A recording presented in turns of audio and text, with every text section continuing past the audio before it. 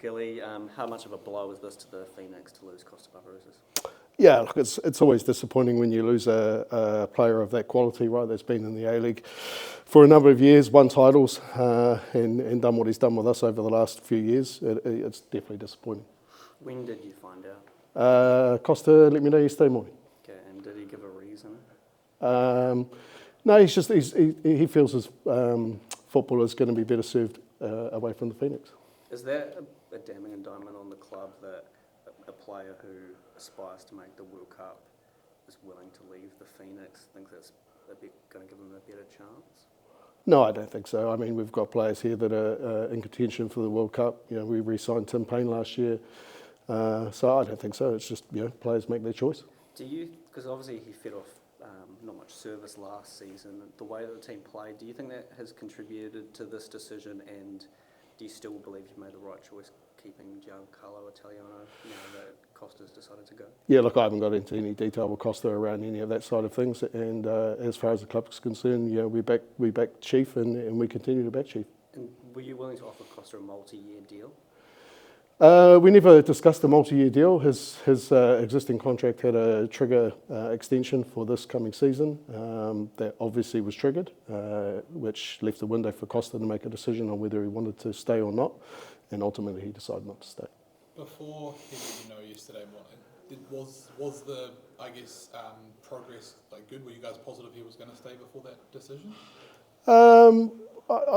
Positive, negative, I don't think it really sort of came into it. We had discussions, we had a sit down, Costa Chief and I, a couple of weeks ago, and there was a window that Costa had, which was going to expire at the end of this week, and he's made his decision. The press release said you guys obviously confident you did all you can to keep him. What do you think was the ultimate reason why he left then? Again, I just think he feels like his football's better served elsewhere, and that's his decision. Are you envisioning playing him next year in terms of him staying in the A-League? The rumour mill would suggest that's the case. And fans, obviously, it's a big loss for them, with a marquee player leaving. Confidence for them, I guess, and you just mentioned to us it's the last of the bad news, hopefully. How confident are you that you can continue to sort of replace these guys? Oh, extremely confident. I've been here for, going on 12, 13 years now, and, we've lost players like Roy Krishna, Uli De Vere, Nathan Burns, all having excellent seasons, and we've been able to replace, and we'll do that again. He leaves a good contract on the table that we're able to now put somewhere else. What made you feel like this was the best place for him to get World Cup selection? I just think continuity, his family's here, great training facilities, we've got excellent support staff. We know we're going to rebuild and put a good competitive squad together next year, so, we felt like it was the right place, but ultimately he's decided not. From your end, was there any dramatic differences in the offer from what he's had the last 2 years that could have contributed to it? No, it was a very good offer. In terms of how you replace him, will you now look to use an import spot, to get a double-digit goal scorer? Are there local options out there?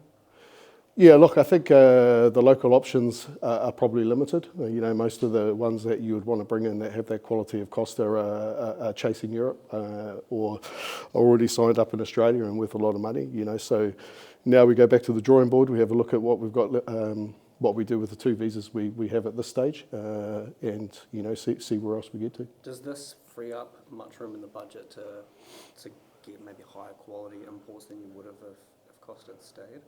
Yeah, Costa leaves a good contract on the table, which we're able to utilise now back into the squad. I don't think we would necessarily just go and take that contract and spread it over a couple of players. We need to have good balance across the squad. So I think we have a good contract for a number 10. We have a good contract for a centre back, and now we have a good contract for a striker. And it feels like you have a good season, you lose good players. On the back of that, you have a bad season, you lose good players. What did the Phoenix need to do to retain your best players year on year, or is this just the nature of the A-League that players are always going to move on? Yeah, look, I think it's the nature of the A-League, to be honest with you. If you ever look at off-contract lists that come out from APL, at the end of each of the windows, there's significant players off-contract all the time. Not all clubs are able to keep their players. And players make their decisions on where they think their football's best served. As I said, we've had good players here, we've lost good players, and we've been able to bring in good players, and we'll continue to do that. And how's the search going for an assistant coach for Chief? Yeah, things are going well. I think we've got some announcements to make in today, tomorrow, around some of the football ops staff on the men's side that will be staying or we have signed. Coaching staff at the moment, assistant coach, goalkeeping coach, and an analyst / second assistant.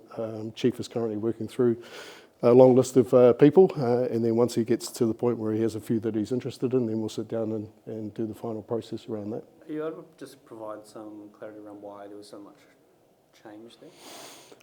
Yeah, look, it's everyone's gonna have a look at it and go, okay, it's all doom and gloom, and people are leaving because of the season. 3 of those staff that did leave or have left were all advised me in January that their circumstances meant that they were going to be moving on.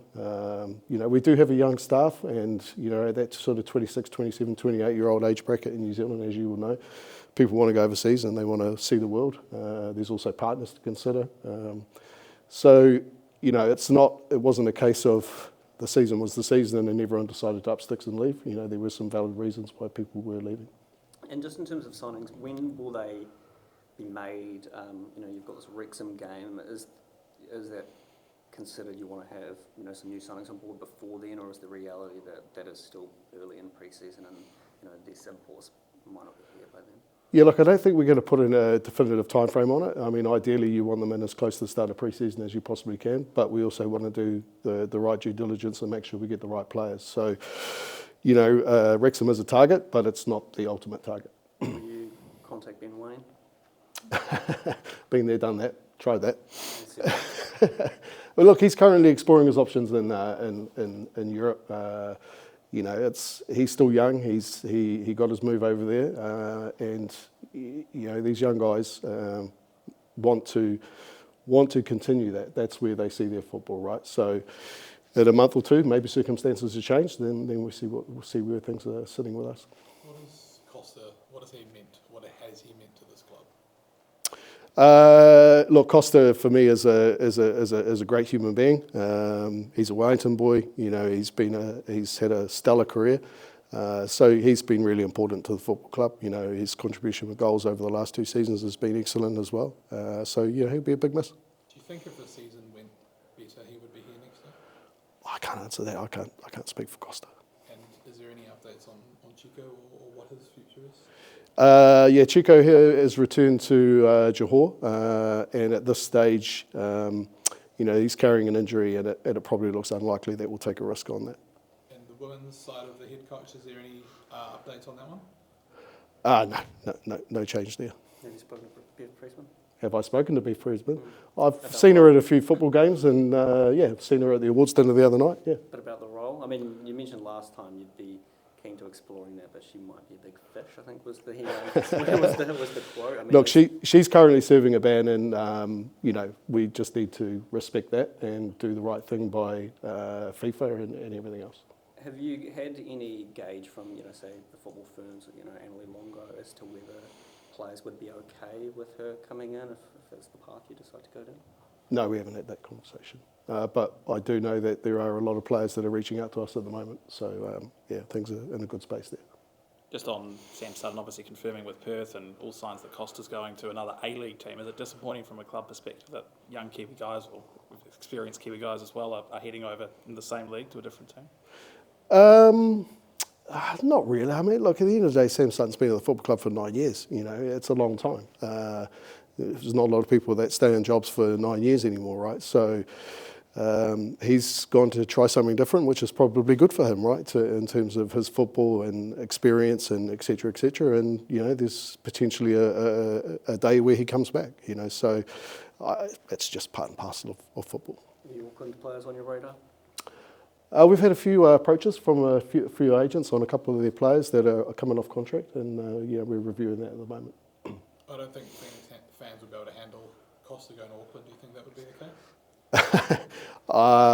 From what I've heard, the rumour mill, I don't think it is there.